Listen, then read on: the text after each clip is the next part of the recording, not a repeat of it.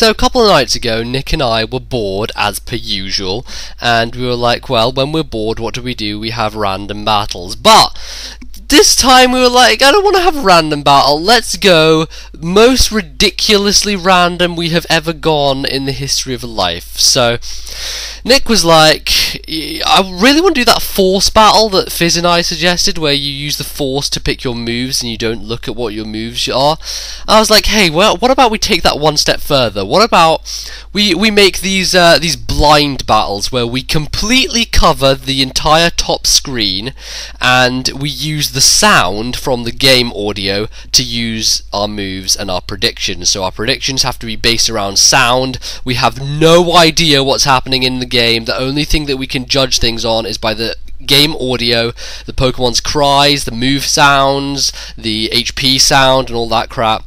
And so we dubbed it Pokemon, as in, you know, poker, because you never know what the other guy has, and it's blind a lot of the time. You have to bluff and other such stuff. So throughout this entire narration, I'm going to be discussing my sound predictions, what I heard through the game audio, and why I made the decisions I did. So, we lead off here, and I don't have a clue what he leads off with. I do not recognize the cry, so I set up a sub. And I hear a stat-up move, and I'm thinking, okay, stat-up move isn't good, and it kind of sounds like Shell Smash to me, and I was right, because, you know, he's a Gorbis with Shell Smash, but my thought process was that he was a Cloyster, so, that was kind of what I thought there, and I didn't hear the White Herb because I mistook it for Leftovers, so that was kind of a misplay on my ears part, and I'm going to encore him because I know that whatever stat move he's going to do, encore is going to be the best thing to do. It's going to stop him dead in his tracks, and he won't be able to do anything. So, thinking that he is a Cloyster, I want to get a Toxic on him,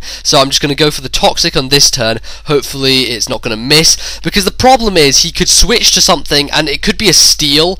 The Steel could dodge the Toxic, it could be a Poison type. The Poison type could dodge the Toxic. Also, Toxic could miss, so you know, it's difficult to know because there's no sound happening, so I'm going to go for the Taunt here because I don't know what he's brought in again. I hear the cry, and the cry is oh so familiar, it hurts, but I just cannot tell what it is. I hear U-turn, so my first thought is Landorus, and I'm kind of like, okay, maybe Landorus, and he's U-turning out, and Taunt really wasn't effective on him, and he's going to lose it anyway because he's U-turning. So he's going to go out to Simisear, and I obviously don't have a clue what this thing is. I hear its cry, and I'm like, I don't really know what the hell that is. I'd never really see it in standard play, so I sub up just to be safe because, you know, I have priority. At this point, he knows I'm a Whimsicott. He knows for certain just because of that priority encore on the second turn, so he knows that I'm gonna, you know, he wants to just hit me with attacks. So Simisear hits Fire Blast, and I don't really tell that it's Fire Blast, but I know it's super effective, and I'm thinking it sounded kind of like a fire move, so let's go to Mrs. T to resist another fire move. And I come in, and I don't hear any sound because Fire Blast misses, so I don't know whether he missed, you know, a status move or another move, but he goes for a Grass Knot here. He knew T-Tar as soon as it came out. He heard Sandstorm, he heard my cry, so he knew it was a T-Tar, and he knew it was a safe Grass Knot. I, however, didn't, but I'm thinking, you know, T-Tar can take that hit, and he does. And I just hit him with a Crunch because it's a stab move, and I don't have anything else to hit him with, really. So, you know, I hit him with the Crunch, and he dies. It was a crit. I don't think it mattered, but he dies, and I thought he must be some kind of weak random thing.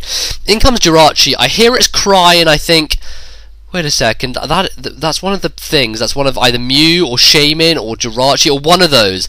And then I hear Iron Head, and I'm like, it has to be Jirachi. There's no way it's anything else but Jirachi. So I go to my Potato, thinking maybe the problem here was I didn't have anything that was a solid counter to Jirachi, nothing I could go into safely, so I knew Potato had max defense and HP and could take an Iron Head pretty nicely. Granted, I didn't get a flinch. Thankfully, I don't get a flinch and lay down the Stealth Rock, which in a blind battle is ever useful.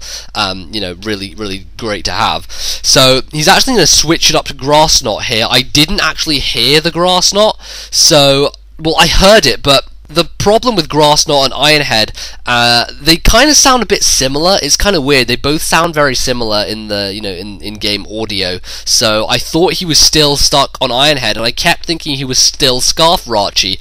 So I go out into the Scarf Helmarok King just on the off chance he isn't Scarf, and I just didn't realize he wasn't Scarfed. But in the end, he's Expert Belt mixed, and I managed to take him out with the Super Pass. So thank God Jirachi's out of the way. But now I'm kind of left open and exposed with Helmarok King, and I hear this thing coming again. I really don't think it is Landorus at this stage, just because the cry is so familiar yet so far off, I can't quite grasp it. And I decide to go to Whimsicott because I don't feel it's that useful to me anymore. I mean, it is good to scout and stuff, but I didn't know what he had, and I didn't know what move he was going to go for. So my thought process was just go to it to die or whatever. And he actually acrobatics and kills me. I hear the super effective noise, and I think, you know what? I could probably.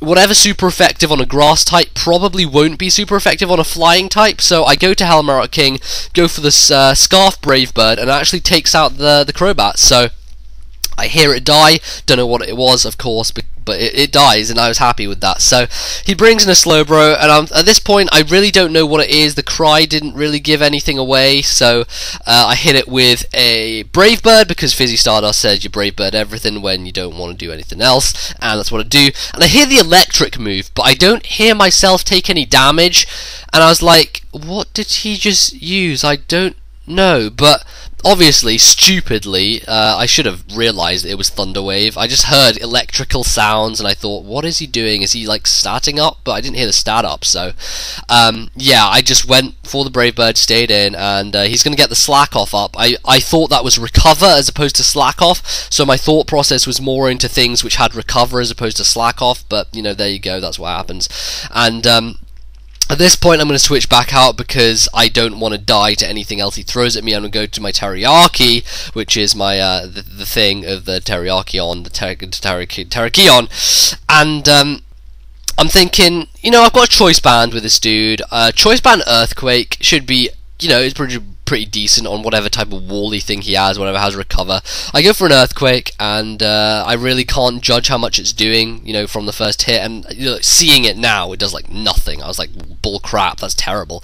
But he goes for the Sklad on me. I hear a water move, so I'm starting to think Gastrodon maybe, because Recover with Gastrodon, or maybe Quagsire with Scald. That's kind of my thought process there, and Recover. But I go for another one, and he actually switches up moves here, and both of these moves are super effective on me, so I'm thinking, wait a second, what the hell is super effective with two moves on a Terrakion? I'm like, got it, it's a Slowbro. It is a Slowbro, and Jesus Christ, this thing is bulky, because I hit 3 Choice Banded Earthquakes and it doesn't die. I'm thinking, what the fuck can take 3 Choice Banded Earthquakes? And I was kind of just being an idiot, because obviously Earthquake isn't stab, I'm also jolly, and Slowbro has a fuck ton of defense, so, I was just being kind of naive at that point. But, in any case, I want to keep Teriyaki on, I want to, use him for something later on, and I know at this point this is a Slowbro, so my best bet is to go out to Dragonite and throw some kind of special move in his face, Draco Meteor being the most favourable one, of course, and that's exactly what I'm going to do. Unfortunately for me, he's going to just keep slack-offing until he's back up to full, kind of rendering all of my Earthquakes completely useless. But I hit him with a Draco, and I hear it go down, it goes down, it goes down, it goes down, and he's like, ooh! And I can tell from his Skype, whatever he said on Skype, that he lived with a tiny little amount, and he hits me with his move, whatever one, Psychic or Scald, and at this point we were both super confused, because like, I'm down in the red, and this is a Slowbro. Like, I'm 100% sure this is a Slowbro I'm facing, yet after one hit I'm down in the red, and so I kill his Slowbro and it dies, but then I die, and I'm like, wait, what just happened? How did we just... And we both died, and it turned out that, of course, he got a Psychic crit, which neither of us could have seen, of course. It was just a crit that he got with Psychic, but we both died on the same turn, and we were just both confused as hell. I was just like, what the hell just happened? But there you go, that's the fun of blind battles. It's always good fun to watch them back afterwards to see what the hell happened, but there you go. unfortunately, my Helm Rock's going to go down to a Surf, and I go into Terrakion, go for the Stone Edge, think, come on, please just kill whatever this thing is, and it dies to a Choice Banded Stone Edge. So I'm thinking, okay, that's good, this is good, I can do this, I can do that. Don't know what his last guy is, but I can do this. So he brings in this guy, and Stone Edge misses. I didn't even know. You know, I thought that he brought in something with a psychic move, and it was like scarfed or something with Psyshock, and just used it on me and killed me. But apparently I missed Stone Edge, which I couldn't hear, of course, because it doesn't give me the audio, and he kills me. So, you know, there's like crits that you can't hear, there's misses that you can't hear, and all that good stuff. So it always makes these games interesting, and definitely a lot of fun. Just we had 2 of these games. The first one was alright. It wasn't that interesting because he had a Blissey, and I could hear Blissey as soon as it came out. It's like as obvious as the day I was born, but you know, I didn't have anything on my team that could really handle it, so it was kind of boring. He just stalled me out with Blissey. You can go watch it on his channel if you wish, because he'll have posted it, but I thought this one was a much closer one, much more interesting, and better to showcase this battle style than any other game. So I would appreciate it if people, you know, let me know what they think of this, and hopefully try it out themselves, because it is a lot of fun. I mean, you know, there's always people who could cheat, but I really don't see the point in cheating on this kind of thing, because there's no fun. The point in doing it is to have fun, and if you're not going to have fun, then don't even bother. You know, the best atmosphere to do it in is like on Skype with someone, you know, as Nick and I generally do. So if you want to try that out with people you know, then it's a hell of a lot of fun, and you'll enjoy it, and definitely watching it back is even more fun. So thanks for watching, guys. I'll see you guys on Saturday, and until then, sayonara.